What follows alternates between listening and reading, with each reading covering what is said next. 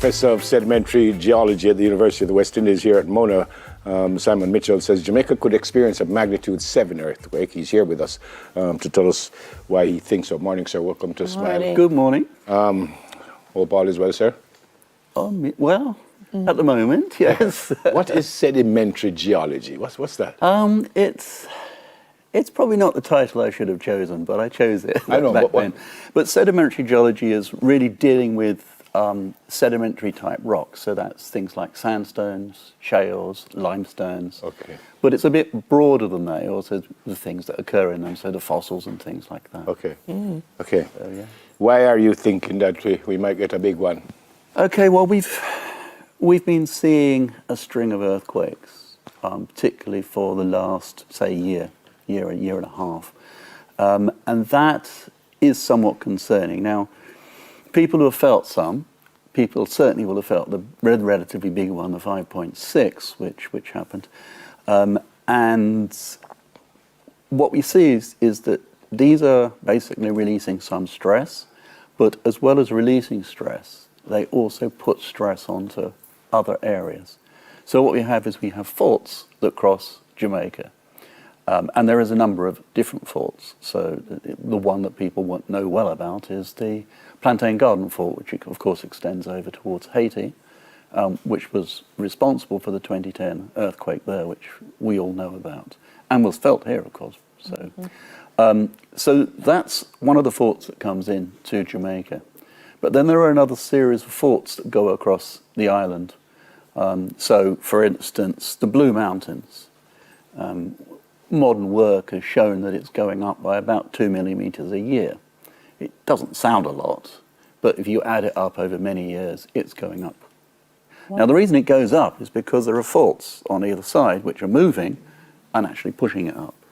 So these faults are active. And in fact, those faults were some of the faults which actually were associated with the 5.6. So the 5.6, and I've actually been to pretty much the location where it was to try and map out the faults themselves at the surface. Of course, these earthquakes are below the surface.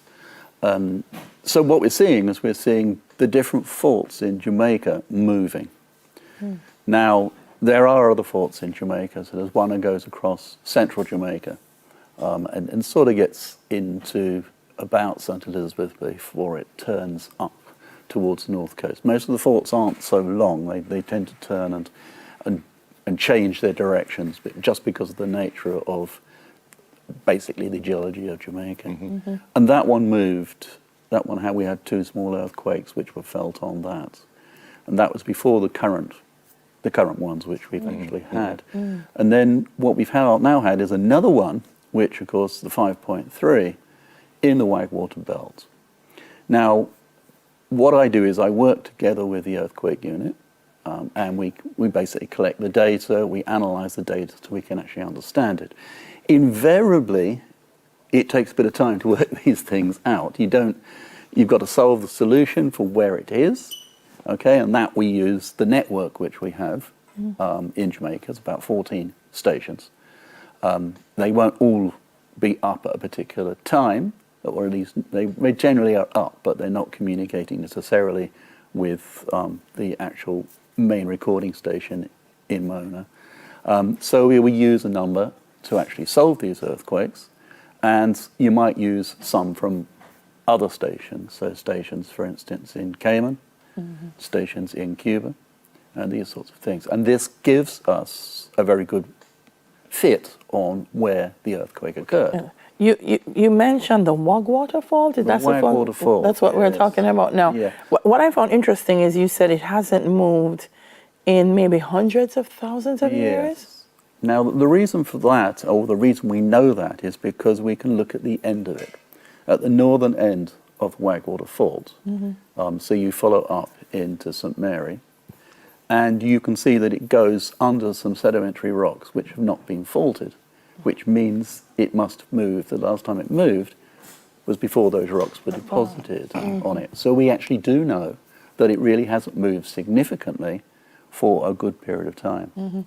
Now, the new solution we've got for this last earthquake shows it actually wasn't on the Wagwater Fault. It was close to the Wagwater Fault, but it was a fault that was actually cutting it.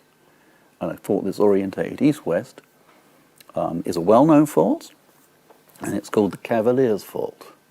And it's not that far north of Kingston.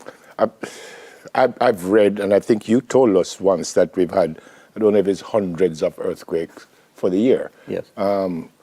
So then I don't remember you saying that we should be careful that we might have a big one after I've said that we at some point will get one. I know, but why are you saying it now, but you didn't say it when you were telling us that? Because what I've been seeing is I'm seeing this progression across the island. Okay. So we started in St. Thomas. Now we went up into the Blue Mountains. And now we're on this central Jamaica fault, this Cavaliers Fault. Right. And they're sort of moving across.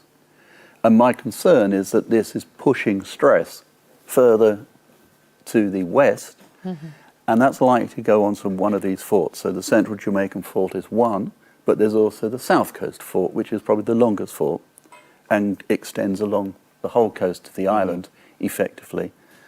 So if you go to Lover's Leap, for instance, you've got really steep, high cliffs. That's because that's the fault. And that's a very long one. And that one has the potential to produce a very large earthquake. 7 certainly, but even potentially up to an 8. Up to an 8? Potentially possible, yeah. Well, we haven't had a historical one, but we've only got, 500 years of data. We don't have a very long set of data. Like, if you go to Europe, you'll have thousands of years of data. Yeah. Here, we don't have that.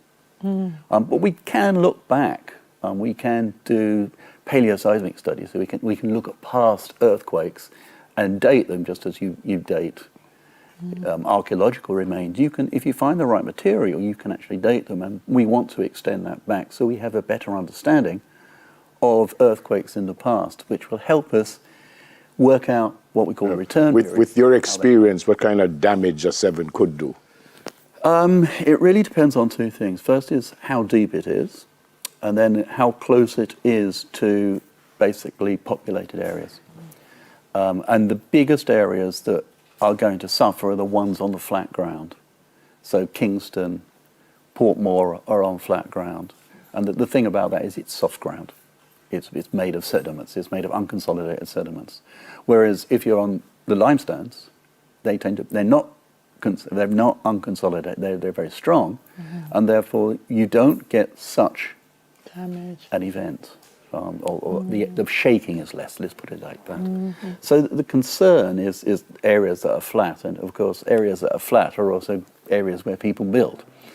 So you've got that concern, and also because they're unconsolidated sediments, what happens is that the seismic waves actually get amplified, so they actually shake more.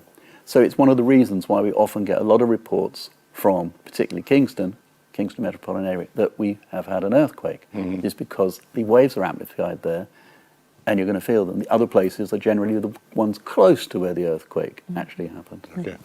Are we the only Caribbean country that's seeing this kind of activity, or other Caribbean countries? No, it's there's a lot of Caribbean countries that are actually getting this. So along the northern edge of the Caribbean, you can extend southern Cuba, so particularly the eastern part of Cuba, right through Hispaniola.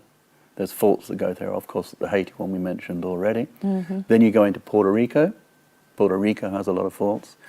So that's all the northern boundary. If you go down to the south, you've got Venezuela and you've got Trinidad, where, of course, we heard about faults recently moving. They tend to be very deep. So even though they're quite large earthquakes, they tend to be deep, and therefore the waves don't cause much damage. I think I know the answer to this one, but you say we might get it. Did you start to work out when we might get it? Well, that's if I could do that, I'd be in a As I said, I think I kind of know the answer to that one, but there's nothing that tells you. No, there's nothing that tells us it can happen. But what I would like to see is if the current set of earthquakes slows down, potentially the stress has been released for the present point in time, and that would be good. If we continue seeing these earthquakes, then you still wonder, and particularly if you're stepping across, that is where the potential is. But I think it's very important that we're aware that we can have this because we can be prepared for it. And being prepared is extremely important with earthquakes. What do you mean by we can be prepared? Well, you've got to think about when an earthquake happens. So first of all, if an earthquake happens during the day, we're going to see children going back to school very shortly. So people are not going to be at home. They're not going to be family members. People will be at work. And therefore, it's a very different scenario if it happens during the daytime versus where it happens during night. During night, everybody's going to be at home. And most people are going to be at home. There are some people obviously that work throughout night and do night shifts and things. But really, you don't have the same big problem of people then wanting to get home and reunite families. So what you've got to actually start saying is, okay, so when it happens during the day, what plan do we have to put in place? And that's a personal plan. Yeah. So, if there's an earthquake, if people are safe, stay where you are until the situation has improved, sort of thing. We have to go, Professor. That's interesting because I actually thought it would be better if it happened in the day. Because while you're asleep and stuff, and you kind of probably panic and don't know what to do. Thank you, sir. You're most welcome. I rate you, but I hope you're so wrong. I hope you're so wrong. I hope I'm wrong as well, but I think you've got to. You've got to talk about. No, man, I appreciate it, sir. It's important. It's an important discussion. But again, I hope you're wrong. Professor of Sedimentary Geology at the University of the West Indies, Mona, Simon Mitchell. When we come back from the break, we look at easing children into their school routines. Stay with us, please. Soon come.